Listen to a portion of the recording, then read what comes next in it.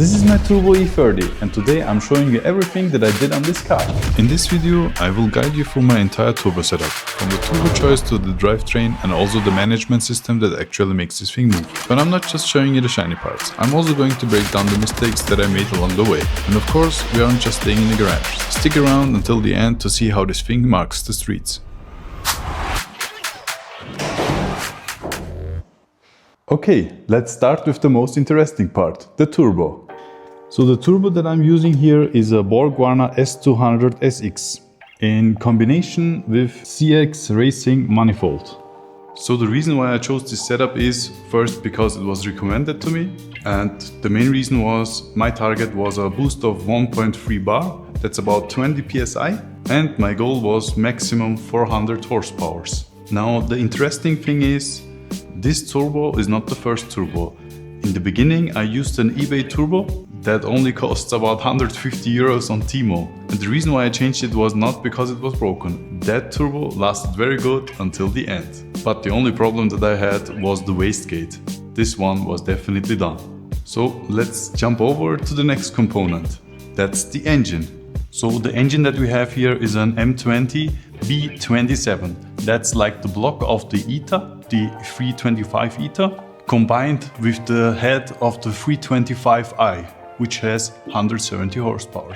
This is a very good base setup for a turbo conversion because the E30 has different pistons which have a lower compression ratio, which is very good for our turbo. My engine is completely bone stock, at least the block. The only things that have been changed are the cylinder head gasket to a Cooper ring antenna with ARP head studs. So we have 2.7 liters on 6 cylinders, completely bone stock. So people who have been doing this kind of build told me that 1.3 bar of boost is like a good maximum this car can handle without any big problems. So that's why I optimized it for 1.3 bar, but I'm still not running on 1.3 because I like to leave some tolerance, so I'm rather being on the safe side than on the risky side. Let me show you the things on the upper side first, before we're going to the downside where I can show you the oil field lines and my intercooling system. Like, one of the interesting things is the cooling system. I had an electrical fan on this installed. Later on I switched to the visco lifter, visco fan. And the reason is, when I'm later on thinking about that, very obvious. As you can see, the engine bay is completely tight on this car. So this means I have no airflow going through the car, especially when the car is standing. And I've been using the big radiator that you can buy OEM for the tropical editions of this car, which is pretty big. And the problem was following. Because this radiator is so big, it's cooling the system completely enough. So that meant that my electrical fan never had to work. So this car was only cooling by the wind that's coming from the speed. As you can see, I've been doing a lot of heat shield work because when the car was standing still, there was no air movement inside of here. So this area here got very hot. And the only solution was going back to the visco, because this one is always spinning. So you have, like, even if it's a tiny bit, you always have a tiny bit of air movement here. So this area never gets that hot like if it would be standing. And also the next thing is my air filter. I used to have this one on the downside so I can get more cold air. This was pretty okay, but the problem was this is on a very low position. And if you would be driving through rain, the water could splash onto the filter, which was sitting right behind here. And now with the airflow that I'm having, it's easier for the car to catch more cold air. Okay, let's jump over to the charge pipes. I will be showing you this in a reverse. So I've been using the OEM throttle body. So I'm using the OEM lines for the brake.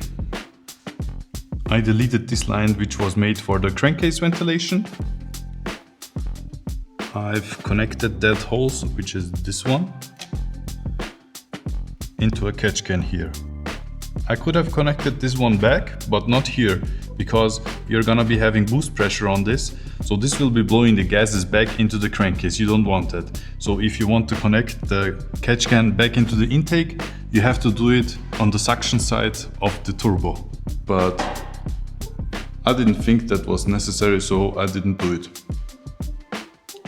Okay, my boost piping is going through here. Here's like the blow-off valve installed on here because I didn't want it to be seep. And then we are keeping on going to the downside here. And all right, we have to go to the lower side of the car so we can continue. Okay, this is where we left off. So from the upper side down to here. And then we are making this little movement. And the intercooler is sitting down here. So I didn't do any cutting on the body or anything important. And then we're going back. We're coming from here to here. And the charging pipe is going straight to the turbo. Now, as you can see some of the piping here. And also here. And here is like the intercooler in black.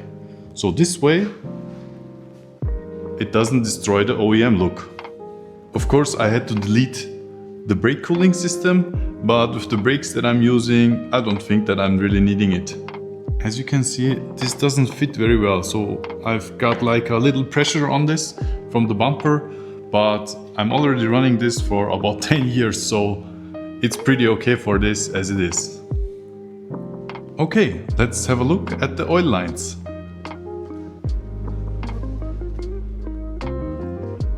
So I used the original filter housing, which you can find on the 325i models with a genuine oil cooler.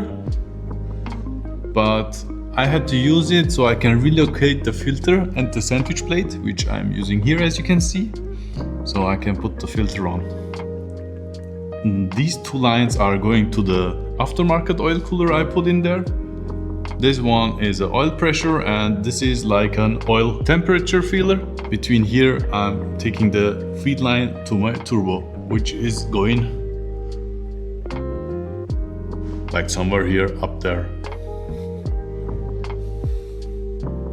The oil return line is going here very near to the turbo manifold, which is very dangerous. So this is why I put these extra heat shields on, and is going from here straight into the oil pan.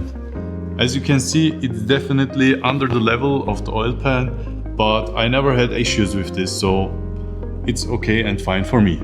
I don't know if I will be telling you this in the voiceover section, but let me tell you something. I'm having this build for 9 years now. I've been driving with it without having any major issues. So there is gonna be some things where you're gonna be thinking like, what is this guy doing? But I can tell you everything that I did was very fine for over 9 years now, with about 20,000 kilometers on the engine now after the turbo build. Oh shit, oh shit, oh shit. There's a lot of rain coming here. I have to take the car inside. I hope I don't have to cancel the video now. So let me take the car in first.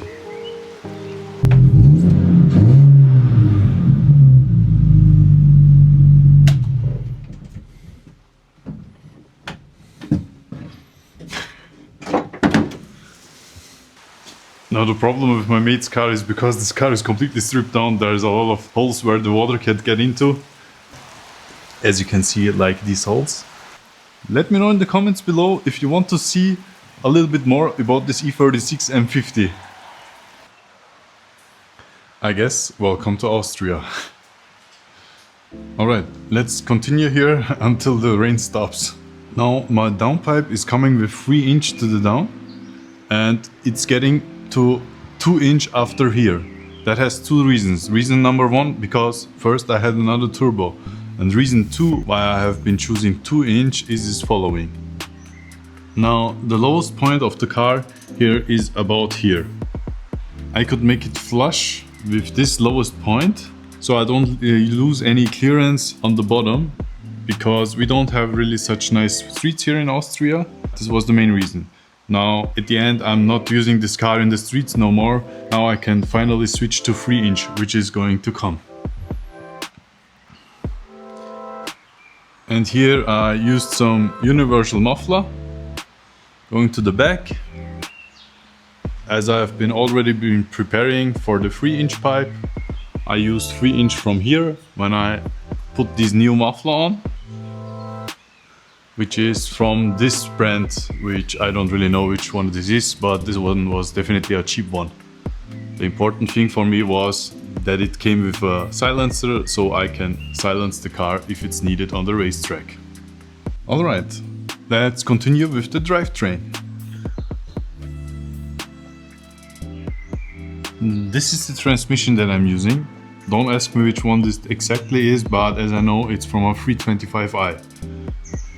The clutch that I'm using is SAX Stage 2, which has a normal organic plate. So this one is still normal for daily use if you want, but don't forget that the clutch is still very hard to press. But at least with this clutch, you can make like a smooth driving.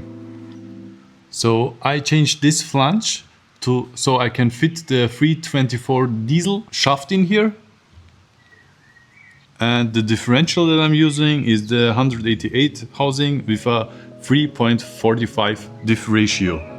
The last drive shafts here back here are like the normal genuine ones from 320i or something. These are no special. These are like the stock wheel hubs with 4 lug nuts that are genuine on the E30. And by far, I had never had any issues with the drivetrain. Except my LST was too weak, which I upgraded last time if you have seen that video. And otherwise, very top. And till today, I don't feel any wear on the clutch, like the Stage 2 clutch from SAX, which is pretty good and to be recommended. Okay, the tank that I'm having is like the older version one, where you have the pump on the outside, and I'm using a normal standard 255 Valbro fuel pump, which is pretty loud to be honest. Okay, when the car is already in the air, before I'm driving this car out, which looks pretty good for now with the rain, I will show you my suspension system and the brake system. Okay, the suspension that I have here is like a KW V3 coilover system with adjustable camber plates from Drift King. I can't share the information on my bump and rebound setup of this car because I never did one. I had never the opportunity to really set this up, so this will be coming in the future videos. And on the rear the same, but with a big difference.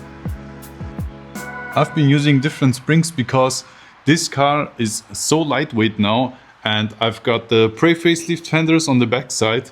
So with the genuine springs from KW, this car was too high to be used and was not looking good.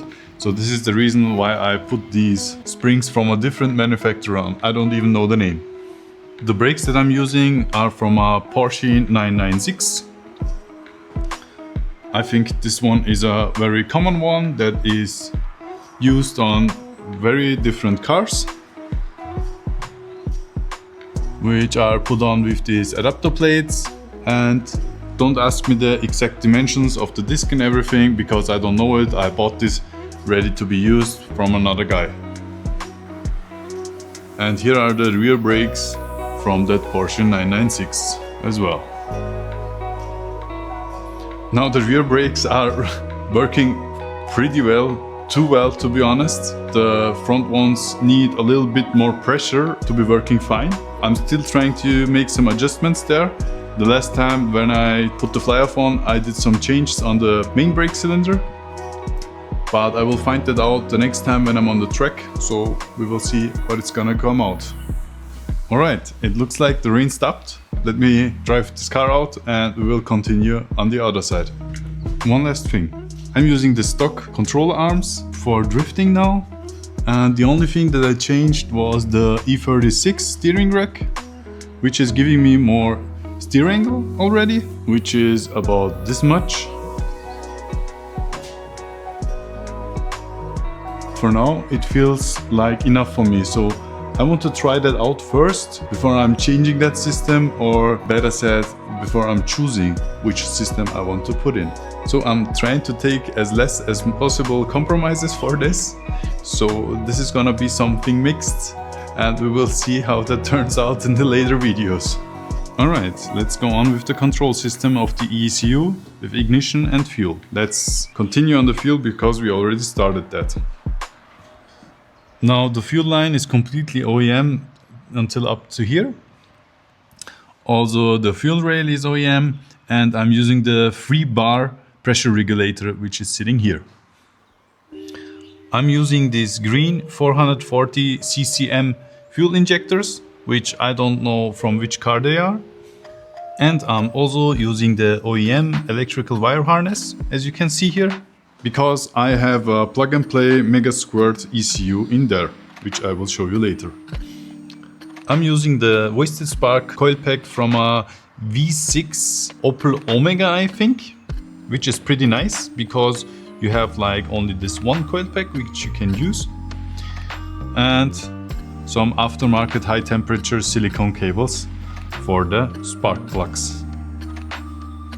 Now, when I finished the car the first time, I was using the OEM coil pack, which had a distributor on it, which was definitely working fine as well, but it had like, it couldn't handle the spark plugs above about 1 bar of boost. Also, my idle got a lot better after changing to Wasted Spark.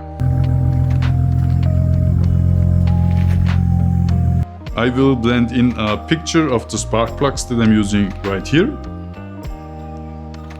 I think that was from a Audi R8 or something. Another component that I added was this LSU from Bosch, this Lambda, for the AFR control, which is directly connected to the ECU as well. Now the ECU that I'm using is KDFI versus 1.4, which is plug and play to the original harness, but which does not just work plug and play. I will show you the things that I had to change, so this is working properly. And actually, at the moment, I'm using this control valve. It used to be with an N75 valve over the ECU, but I did some stupid things. Like, as I told you before, I had this electrical fan, which was not making enough air movement on the engine bay. So that's why I burned up some of these cables, which almost caused me an engine fire. And since then, my N75 valve operating thing on the ECU is cooked and it's not working anymore. Yeah, I know it's very messy around here, but I had no time for this, so let's forget this. Now, one thing I had to change here to make this plug and play ECU working was the throttle body sensor, which is sitting down here. I had to use a M20 throttle body sensor, which I had to customize so it uses like the right sensor data from the throttle body. This was a little bit tricky, but at the end it worked out very great. Now let me show you another interesting things on this car.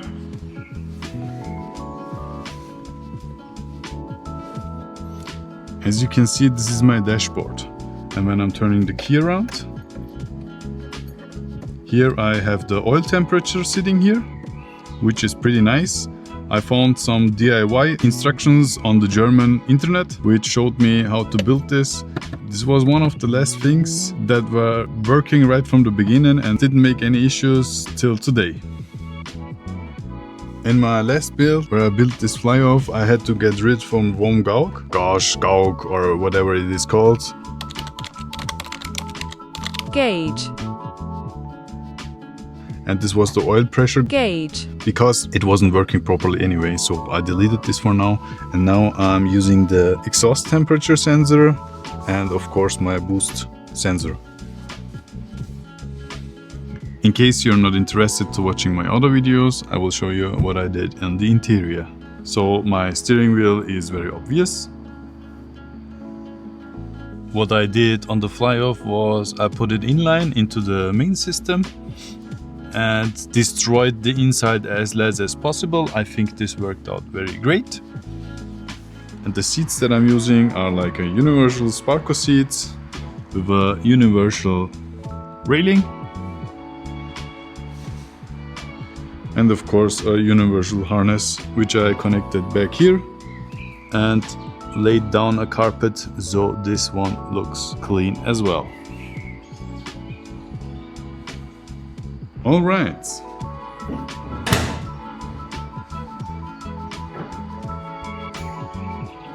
I hope I didn't forget anything important, but if there's still something left that you want to know, just leave me a comment down below. I'm always ready to help you where I can. Today I'm not gonna be showing you any videos of it, how I drive it, but I can show you some old footage so you know how the car is sounding. But there are a lot of things that I showed you now, like the new turbo not installed. So this is like the old footage that I have, and the new footage of the car is going to come in the next weeks, because I now have a lot of dates on the racetracks, which I'm very excited about. So if you're excited too, leave me a subscription here. And for now, I'm already saying thank you for watching. Now I'm blending in some old footage, so I'm wishing you a lot of fun. See you next time. Bye.